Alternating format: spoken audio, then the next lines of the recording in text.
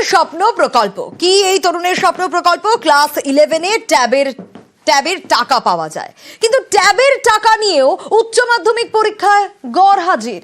হ্যাঁ, পূর্ব মেদিনীপুরে এমন পরীক্ষার্থীর সংখ্যা কত জানেন? 2000-এরও বেশি। উচ্চ মাধ্যমিক পরীক্ষা শেষ হলেই এই বিষয়টা খতিয়ে দেখবে স্কুল শিক্ষা দপ্তর।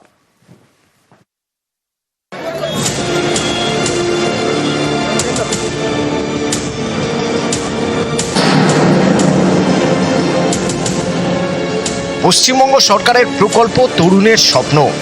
এই প্রকল্পে ক্লাস 11-এ উঠলেই পড়ুয়াদের ট্যাব কেনার টাকা দেয় রাজ্য সরকার।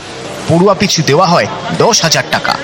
ক্লাস 11-এ সেই টাকা নিয়েও অনেকে উচ্চ মাধ্যমিক পরীক্ষা দিচ্ছেন না। এ ছবি পূর্ব মেদিনীপুরের।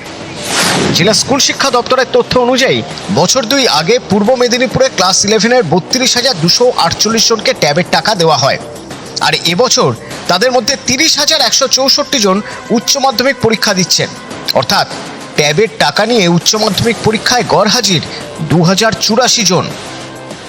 আমরা খোঁজ নিয়ে জানলাম বেশ কিছু মেয়ের বিয়ে হয়ে গেছে, আর কয়েকজন ছেলে ভিন রাজ্যে কাজে চলে গেছে। আর্থিক দুরবস্থার জন্য তারা এই পথ বেছে নিচ্ছে। আমাদের স্কুল থেকে 11-12 মিলিয়ে প্রায় 20 জনের মতো পরীক্ষা দেয়নি। ট্যাব নেওয়ার জন্য এরা অপেক্ষা করেছিল রেজিস্ট্রেশনের পর, বা পরীক্ষা দেবে না, এই ব্যাখ্যায় ভাই আমি দিতে পারবো না, বলতেও পারবো না। তারা কোনো কারণে পরীক্ষা দেয়নি। এর ইন্সপেকশন হওয়া উচিত, এর ভাবা উচিত হয়তো কি কারণে, কারণ নিশ্চয়ই খুঁজবেন। শিক্ষকদের একাংশের দাবি শুধু পূর্ব মেদিনীপুর নয়, রাজ্য জুড়েই ছবিটা একই রকম। অনেকেই ক্লাস 11-এ ট্যাবের টাকা নিয়েও উচ্চ মাধ্যমিক পরীক্ষা দিচ্ছেন না। এ নিয়ে স্কুল শিক্ষা দপ্তরের বক্তব্য, প্রতি বছরই উচ্চ মাধ্যমিক পরীক্ষায় ড্রপ আউট থাকে। রেজিস্ট্রেশন করার পরেও অনেকে পরীক্ষায় বসেন না। এটা সব পরীক্ষাতেই হয়। ট্যাবের টাকা দেওয়ার কোনো শর্ত নেই যে তাকে উচ্চ মাধ্যমিক পরীক্ষায় বসতে হবেই। উচ্চ মাধ্যমিক পরীক্ষা শেষ হলে বিষয়টি খতিয়ে দেখা হবে।